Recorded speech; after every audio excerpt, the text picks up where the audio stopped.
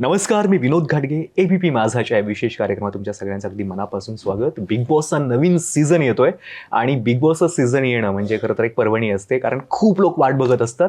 आणि या सीझनचे लाडके भाऊ अर्थात रितेश सर आपल्या सोबत आहेत. खूप खूप स्वागत एबीपी माझामध्ये. थँक्यू. आणि जसं मी म्हणालो की जेव्हा बिग बॉसचा सीझन अनाऊन्स होतो त्याच्या खूप आधीपासून लोक वाट बघत असतात आणि खूप एक्साइट असतात.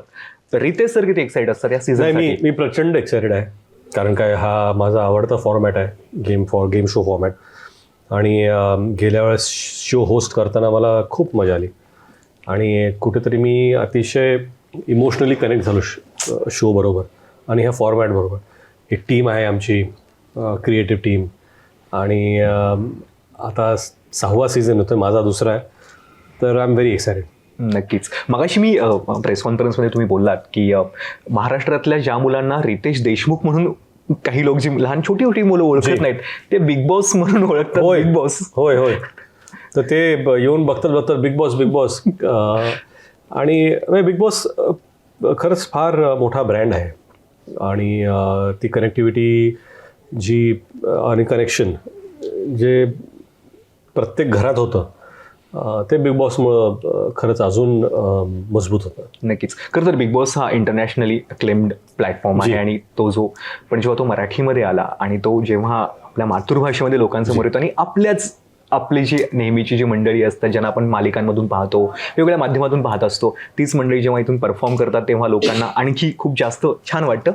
रितेश यांना हा शो कसा वाटतो, ते कसं पाहतास बिग बॉसकडे, या प्लॅटफॉर्मकडे, या माध्यमाकडे? नाही, मला वाटतं एक चांगला प्लॅटफॉर्म आहे. ज्या लोकांना आपण एक कॅरेक्टर म्हणून ओळखतो, सिरियल्स असतील, स्टेज असेल, फिल्म्स असतील किंवा पर्सनॅलिटीज सोशल मीडियावरच्या असेल, त्यांच्या त्याच पर्सनॅलिटीज आपण पाहतो ज्या पडद्यावरती आहेत, ते कॅरेक्टर्स प्ले करतात.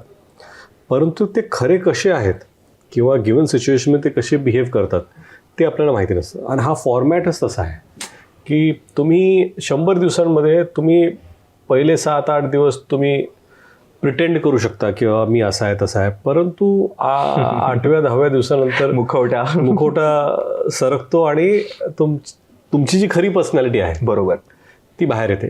ऑफकोर्स या शोमध्ये बऱ्याचशा गोष्टी, कधी एक्स्ट्रीम सिच्युएशन्स तुम्हाला फेस करावं लागतात. कधी तुमचे जे निर्णय असतात ते तुम्हाला सुद्धा अडचणीत टाकू शकतात, तुमच्या ग्रुपला अडचणीत टाकू शकतात किंवा सगळ्याच कंटेस्टंट अडचणीत टाकणारे निर्णय पण असतात. ते तुम्ही कसे घेता, तुम्ही कुठल्या गोष्टींसाठी उभे राहता, कुठल्या गोष्टींसाठी गप्प बसता, त्याच्यावर सुद्धा गेम निर्भर असतो.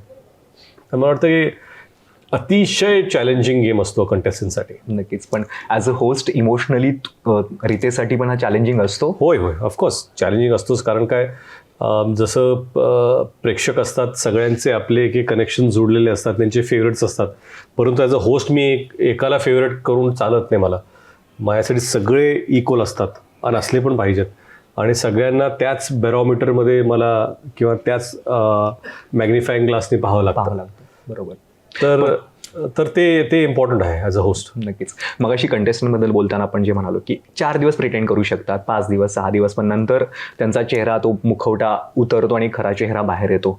इथं ॲज अ होस्ट रितेश म्हणूनच म्हणजे रितेश म्हणूनच समोर जावं लागतं, असं होस्टच्या भूमिकेच्या पलीकडे जाऊन विचार करावा लागतो असं वाटतं? नाही, काय की इव्हेंच्युअली बऱ्याचशा गोष्टी असतात ज्या मग माझं पण इव्हेंच्युअली जर मला बाहेर जर असेल मी, तर you will really see me aggressive किंवा रागात. मी असं तुम्ही क्वचितच तुम्हाला दिसेल तसं, कारण ती पर्सनॅलिटी मी नाही आहे. बरोबर. परंतु असं नसतं की बाबा कुठल्याच व्यक्तीला कधीच राग येत नाही. आपल्याला राग येतो, पण तो राग आपल्याला कुठे दर्शवायचा तो आपण ठरवतो. एक्झॅक्टली. 4 भिंतीच्या आत, केबिनमध्ये, दोघांमध्ये. काही लोकांना 10 लोकांसमोर करायचं असतं, पण मी ती पर्सनॅलिटी नाही. पण मला राग येत नाही असं नाही. परंतु जेव्हा सिच्युएशन समोर येते जिथे तुम्हाला समजावं लागतं, रागवावं लागतं, तर that is close to part of me only. जेव्हा जी. नवीन सीझनची अनाउन्समेंट होते तेव्हा सगळ्यात पहिला प्रश्न हा येतो की नवीन काय असणार आहे सीझनमध्ये. सो आता मला माहिती आहे तुम्ही कितपत त्याबद्दल सांगू शकाल आता या क्षणाला, पण काय वाटतं की काय नवीन तुम्ही घेऊन येणार आहात या बरं, सीझनमध्ये? प्रत्येक सीझनला एक कॉन्सेप्ट असतो. राईट. आणि गेल्या वेळेस बीबी करन्सी होती, एक नवीन कॉन्सेप्ट होता.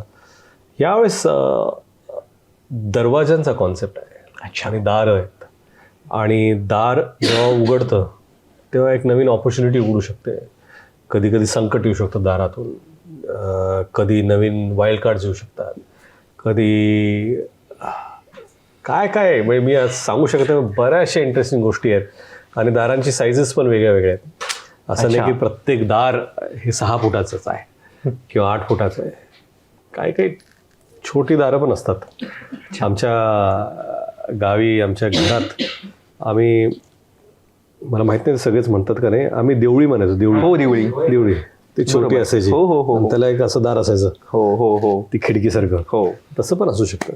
बापरे. अच्छा, म्हणजे जे सरप्राईजेस तर खूप असणारच आहे, जी. पण प्रत्येक एपिसोड, प्रत्येक शनिवार रविवार तुमच्यासाठी ही सरप्रायझिंग असतो. नवीन काय असणार आहे या येणाऱ्या वीकमध्ये नाही आपल्यासाठी? नाही, काय की सरप्राईज व्हायचं की आठवडाभर कंटेस्टन्स काय करणार आहेत ते सरप्रायझिंग असणार आहे. मला बघायचं की प्रत्येक कंटेस्टंट कसा रिॲक्ट. काय काय ना, हे मॅरेथॉन आहे ऍक्च्युली. आणि मॅरेथॉनमध्ये काही लोक जोरात धावतात पहिलंच आणि लगेच थकतात. काही लोक स्लो स्टार्टर असतात, बरोबर. आणि कधी कधी स्टार्ट व्हायला एवढे स्लो होतात की त्यांना ते प्रेक्षकांची मग हे मिळत नाही.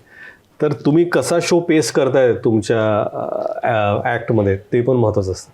नक्कीच. तर सगळेच एक्साइट आहेत आणि अर्थात तुम्ही आहातच. So let's see. आणि हा शो तितकाच हाऊसफुल लोकांपर्यंत पोहोचेल, Thank you. लोकांना आवडेल, या शुभेच्छा. Thank you so much. Thank you so much. Thank you. ABP माझा, उघडा डोळे बघा नीट.